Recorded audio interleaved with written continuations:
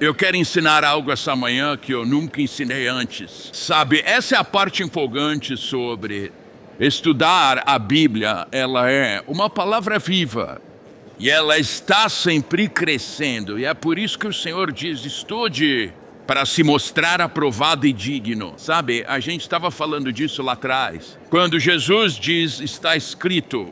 Mas sabe, onde é que está escrito? Eu ensino muitos pastores a apoiarem Israel, porque esse conceito de somos o novo Israel, nós substituímos Israel, é um conceito falso que veio de uma igreja que eu não revelarei, Roma, e isso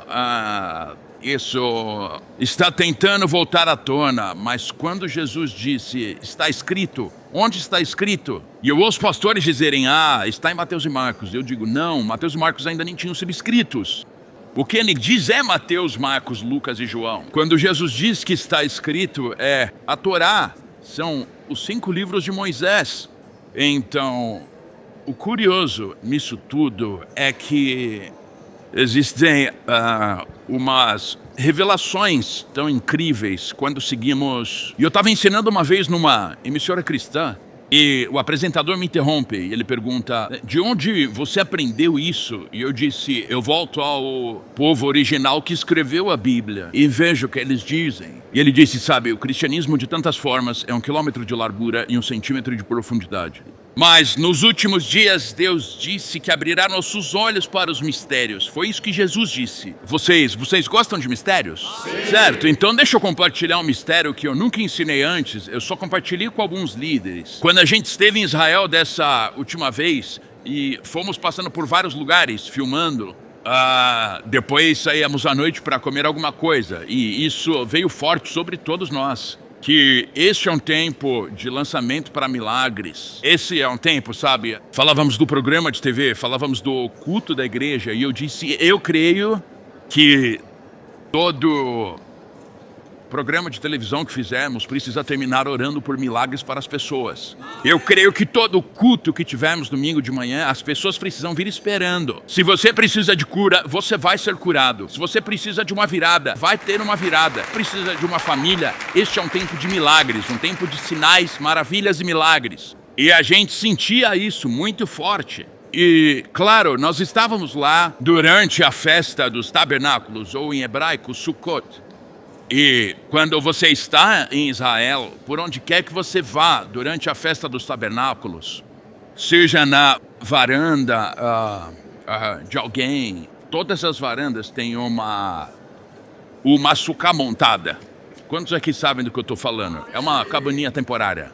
A gente ficou no hotel e o saguão do hotel foi transformado, ou melhor, a sala de jantar do hotel se transformou em um Sukkot. É chamado de tabernáculo, a festa dos tabernáculos. Por que nós chamamos de festa dos tabernáculos? Alguém aí sabe? Porque Deus tabernaculou entre nós. Deus tabernaculou entre nós, era isso que eu sempre pensei. E é uma boa resposta, mas está errada. E era isso que eu sempre pensei, porque Deus disse um tabernáculo. Mas o nome é festa dos tabernáculos. É chamada de Sukkot, que significa mais de um. Então ele não chama de festa do tabernáculo, porque Deus disse, me construa um tabernáculo e eu habitarei entre vocês. Ele disse, a festa dos tabernáculos é Sukkot. Um tabernáculo é uma sucá. Vários tabernáculos é um Sukkot. Então, eu tinha todas as escrituras aqui que eu ia ler para vocês, mas eu deixei minha pasta em casa, eu deixei minha Bíblia em casa, eu deixei meus óculos em casa. Eu preciso da minha esposa de volta, é disso que eu preciso. Não é bom que o homem viva sozinho. Para você ter ideia, ontem eu fui lá fora, liguei a água nos fundos para encher o bebedouro dos cavalos e quando eu percebi tinha ficado ligado por 48 horas. Eu preciso da minha esposa de volta em casa. Eu preciso de alguém dizendo, levanta, vai para lá, faz isso. É isso aí, irmãs, amém. Nós precisamos de vocês. É por isso que Deus disse, olha o Adão. Não, arruma uma esposa para ele, arruma uma esposa. Assim não vai dar de jeito nenhum. Ainda bem que eu sei do que eu estou falando, só não dá para pegar todas as escrituras e ler para vocês. Então Deus disse para celebrar por 7 dias a festa dos tabernáculos e construir aquelas sucás, construir cabanas temporárias e morar nelas. E então, para lembrar os 40 anos no deserto. Então, muita gente, a maioria das pessoas, eu também pensava assim junto com o Andy. Pensava se Deus tinha dito construa-me um tabernáculo, mas a sucá, e o que todos os judeus fazem. E nossas crianças também fazem isso na festa dos tabernáculos. Você constrói essa moradia temporária e deixa um espaço aberto no telhado. E você entra ali, dorme ali, come ali, faz tudo ali. Para te lembrar que esse mundo é um lugar temporário. Estamos aqui hoje e amanhã partimos. E você mantém uma abertura no telhado para vigiar a vinda do Messias. Assim você lembra a si mesmo de que está aqui só por um tempo. Que as decisões que eu preciso tomar precisam ser decisões eternas, decisões espirituais. Porque essa vida é como um vapor que passa. A gente está aqui e, sabe, nós vamos celebrar, eu acho, meu aniversário. Eu faço 50 semana que vem. E parece que foi ontem que eu estava jogando futebol na faculdade, sabe? Passa muito rápido. Parece que foi ontem que eu segurava os netos no meu colo e agora eles são maiores que eu. Passa muito rápido.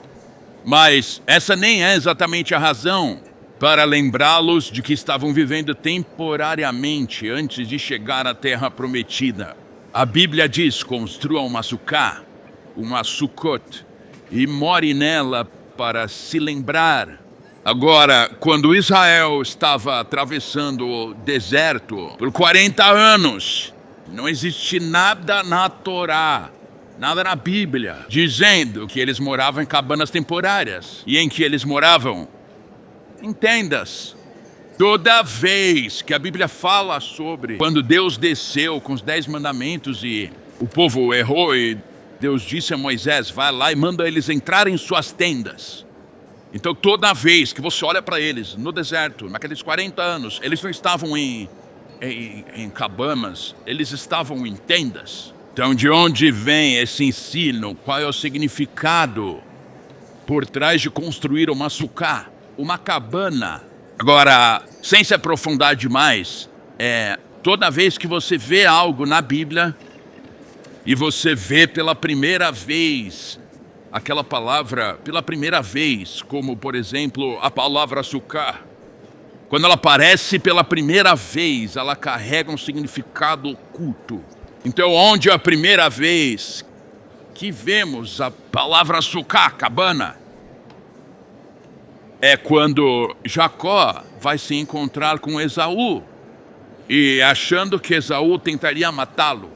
Mas eles se acertam, tudo fica bem e acabou tudo resolvido. Então Jacó chega e para num lugar e constrói uma sucá para ele mesmo e para os animais. E chama aquele lugar de sucá, tabernáculo ou cabana. Daí esse nome é o lugar. O segundo lugar em que vemos é quando Israel sai do Egito. A Bíblia diz que eles vão de Ramsés a pé Sucá. Eles vão para o lugar, o primeiro lugar ao sair das amarras, saindo da pobreza, saindo da escravidão, saindo do abuso. Primeiro lugar onde eles param. A Sucá é tabernáculo. E o significado dessa palavra é literalmente um novo começo.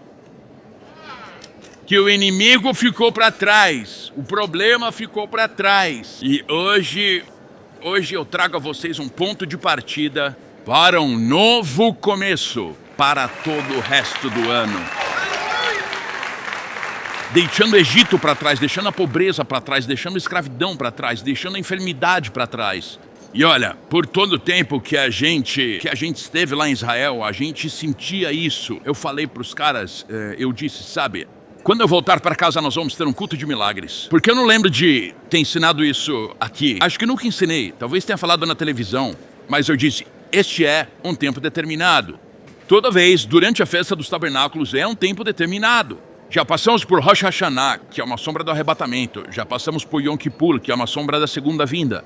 E a festa dos tabernáculos, que é uma sombra da ceia das bodas do Cordeiro. E o que a ceia das bodas do Cordeiro faz? Por 7 dias nós celebramos a bondade de Deus. E então no 8º dia, o Simchat Torah, começamos um novo começo. Começamos um novo começo. Agora, esse rabino e a sua esposa que também viria, a gente estava junto lá e eu sentia isso. Eu pensava, cara, em todo culto a gente vai ter milagres. Todo culto, sabe? Se alguém precisa de cura, precisa vir. Precisam de libertação. Eles estão crendo por um avanço financeiro, por cancelamento de dívidas, crendo que seus filhos e netos vão voltar para Deus. A casa de Deus vai voltar a ser uma casa do Espírito Santo e uma casa de milagres. Então, eu disse, eu estou sentindo isso. O Truett e a Melina produzem nosso programa de TV. E sempre encerramos com oração no final. Eu falei, em vez de terminar com 1 minuto ou 2 de oração no fim do programa, vamos tirar alguns minutos a mais, deixar o Espírito Santo agir, vamos fluir nos dons, vamos chamar pelas coisas e orar por milagres na vida das pessoas. Quando eu fui à cerimônia do neto do embaixador Friedman, estávamos lá e aquele casal que vai estar com a gente com os Seagulls no dia 23, e eles vieram até mim e disseram, pastor, podemos falar com você? Gostaríamos de nos apresentar. E eu disse, claro, eles são bons amigos de pessoas daqui de Dallas e querem trazer os Seagulls. Eles disseram, nós estávamos olhando para você e Deus falou com nós dois que precisamos te dizer algo. E perguntaram, há quanto tempo você vem a Israel? E eu disse, 32 anos. Essa é a viagem 50, 32 anos. E eles se entreolharam e disseram, você sabia que o equivalente do número 30 e o equivalente do número 2, o 32, significa ouvir o coração de Deus. E disseram, nós olhamos para você e vimos que você ouve o coração de Deus. E o que ressoou dentro de mim foi Deus dizendo, eu estou pronto para fazer milagres. É tempo de sinais e maravilhas. E então o rabino disse, você sabe que dia é hoje, né? Simha, você passa por 7 dias da festa dos tabernáculos. E então veio o 8º dia, e o número 8 significa o que em hebraico? Um novo começo. O número 8 significa um novo começo. E ele disse, nós estamos agora em Simchat Torah, o novo começo. E o que isso significa é que todo ano você começa em Gênesis 1 e percorre toda a Torá, os 5 livros de Moisés. E em Simchat Torah você encerra a leitura da Torá e começa tudo de novo.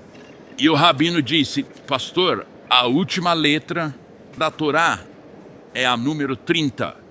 A primeira letra da Torá é a número 2. E ele disse, isso significa o coração de Deus. Eles disseram, este ano as suas palavras virão do coração de Deus. Então deixa eu falar para você, quando nós estávamos lá em Israel e Deus falou conosco que esse é um tempo de milagres, o presidente Trump aparece. Não sei se vocês viram isso. Estávamos lá, quando ele entrou no Knesset e escreve em um papel e mostra a todos um tempo para um novo começo. E os reféns foram libertados, e Deus está falando e dizendo, o que é que tem te mantido refém? O que mantém sua família refém? O que mantém sua saúde refém? O que tem mantido suas finanças refém? É tempo, não importa o tamanho do diabo Hamas, é tempo de milagre, não é uma coincidência que o presidente Trump, eu não sei se ele entendeu o significado de Sukkah, da festa dos tabernáculos, ou se ele simplesmente foi profético e levantou o recado, é tempo, um dia de novos começos, os reféns são libertos, é Deus gritando, o que te mantém na escuridão, o que te mantém em cativeiro, hoje é o dia que o Senhor fez e nós vamos nos alegrar e nos regozijar nele. Agora deixa eu terminar com isso, então vamos orar. E eu estava sentindo isso. E, é claro, o tempo todo nós dizíamos, quer saber? Esse vai ser um novo começo para ti. Esse vai ser um novo começo para ti, sabe? E aí me veio 7 anos.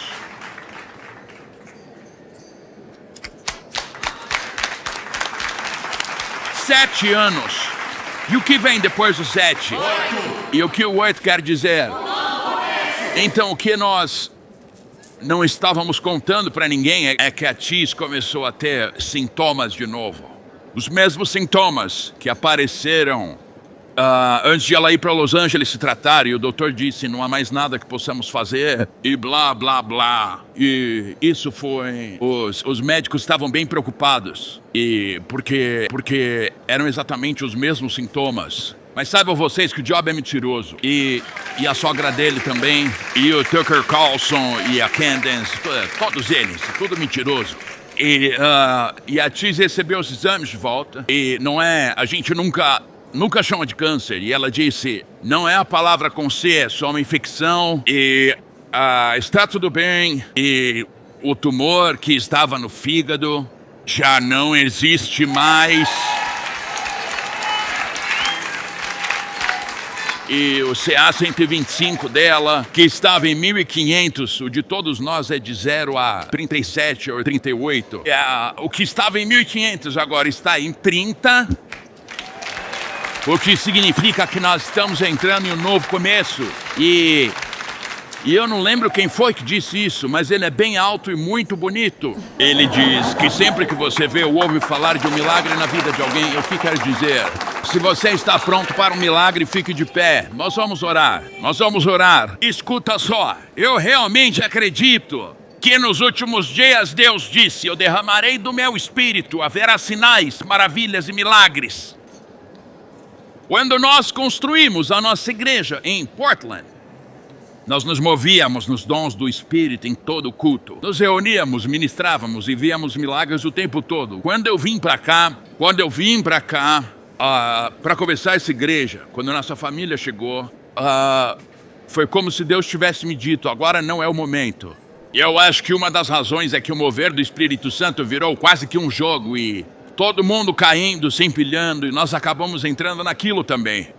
Mas esse não é o propósito do Espírito Santo. O propósito do Espírito Santo é sinais, maravilhas e milagres. Por quê? Deus sabe que um dia nós faremos do céu nosso lar, mas até que isso aconteça, Ele veio nos dar vida, e vida em abundância. E o poder do Espírito Santo é nos conduzir, nos guiar e para demonstrar e Deus confirmar Sua palavra com os sinais, maravilhas e milagres.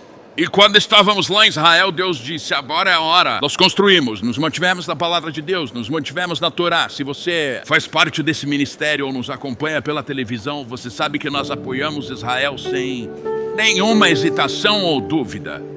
Agora estão dizendo que não devemos nos chamar de sionistas cristãos. O que é um sionista cristão? Um sionista cristão acredita que Israel pertence ao povo judeu. Foi exatamente isso que Deus disse. E nós somos sionistas cristãos. Não me importa o que o Tucker Carlson ou qualquer outro diga, nós somos sionistas cristãos. Veja só, sabe, quando Jesus disse, ame o seu próximo, é bom lembrar que seus vizinhos eram judeus. Vamos lá, alguém diga amém.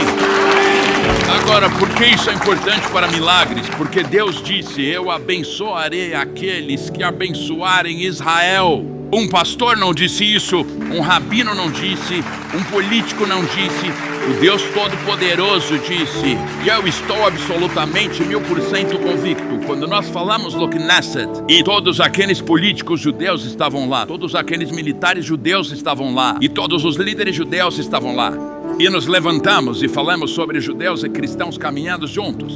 Eles ficaram tão... Olha, eu nem tenho palavras, nem tenho a inteligência para expressar o quanto o povo judeu valoriza e se apega ao fato de que nós estamos ao lado deles. Eu quero que você saiba de uma coisa. Todos aqueles que falam contra Israel, Deus disse, eu os amaldiçoarei. Mas todos nós que estamos ao lado de Israel, Deus disse, eu vou abençoar vocês. Deus quer usar você. Eu sei de todo o meu coração que Deus não deu câncer para ti. Deus não faz isso, mas eu sei no meu coração, o que o diabo planejou para o mal, Deus está usando para o bem. E Ele está dizendo para o mundo mandou ela para casa. O que o mundo disse a você? O mundo mandou a Tiz para casa 4 vezes para morrer. Nada mais a ser feito, mas Deus é o autor e consumador do seu destino.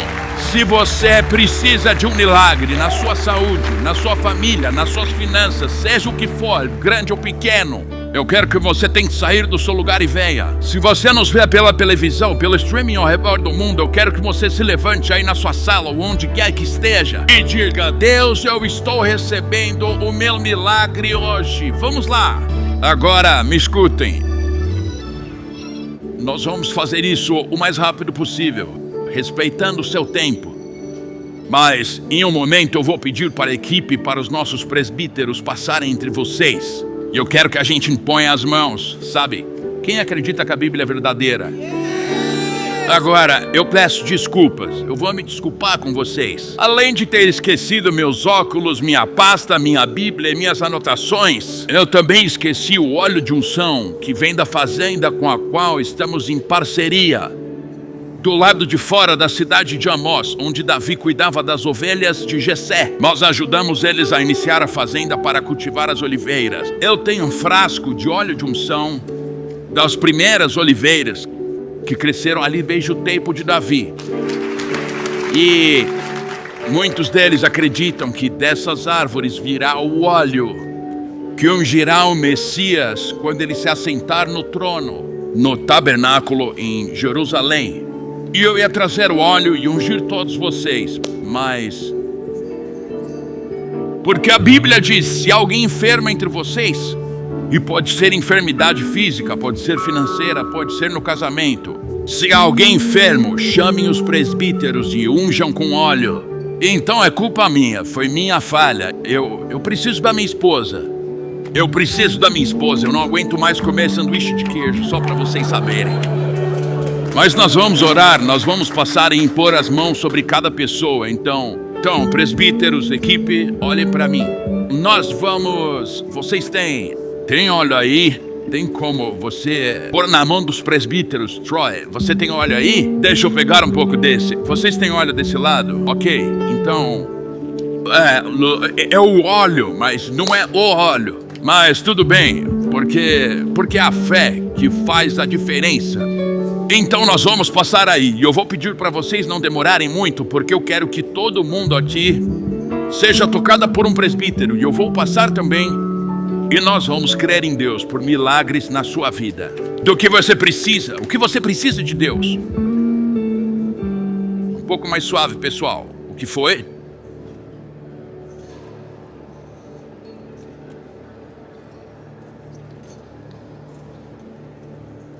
Seu pai? Deus veio curar os corações quebrados.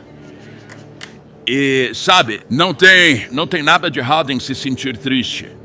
Mas a realidade é que a tristeza é por nós mesmos.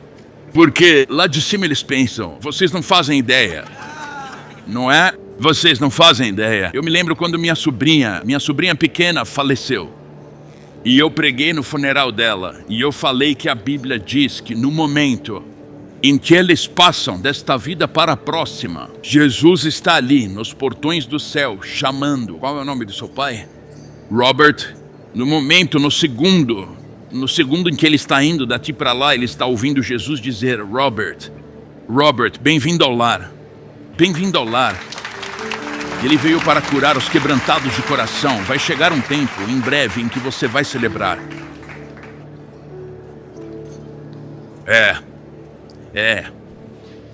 E veja, alguém mais perdeu alguém recentemente? Você perdeu alguém recentemente? Quando meu pai faleceu, meu pai não era meu melhor amigo. Mas ele aceitou Jesus pouco antes, não muito antes de partir. Ele era só um típico homem sem salvação. E ele entrou em coma. Eu lembro que estávamos no hospital dos veteranos. E a enfermeira entrou e eu estava lá naquele dia sem o restante da família. Todo mundo se atrasou e eu estava sentado ali. E meu pai sempre foi um cara duro, complicado, sabe? Mas entregou sua vida ao Senhor. E eu disse para ele: pai, tá tudo bem, você pode ir para casa. E a enfermeira entrou e eu disse: quanto tempo alguém pode ficar assim? E ela disse: a gente nunca sabe, coisa e tal. E então ela perguntou para mim: você é o pastor, não é? E eu disse: sim, senhora, posso te perguntar uma coisa? Ela disse: minha mãe era cristã, nós não somos muito, mas minha mãe era. E ela ficou em coma assim também. E ela disse: sabe, Normalmente eles não saem desse estado. E de repente ela se sentou e disse: olha lá. E a família disse: olhar o quê, mãe? E ela disse: olhem a estrada de ouro. Olhem aquela luz. Eu vou seguir aquela luz. Ela se deitou e disse: o que era aquela luz? E eu disse: era Jesus. Jesus estava lá, antes mesmo dela partir, recebendo-a em casa. Então, é por isso que a Bíblia diz que nós temos uma paz que excede todo entendimento. Nós vamos vê-lo de novo. Sabe, muitas vezes eu ouvi pessoas dizerem: quando chegarmos ao céu, vamos ver pessoas lá e pensar, como é que elas vieram parar aqui?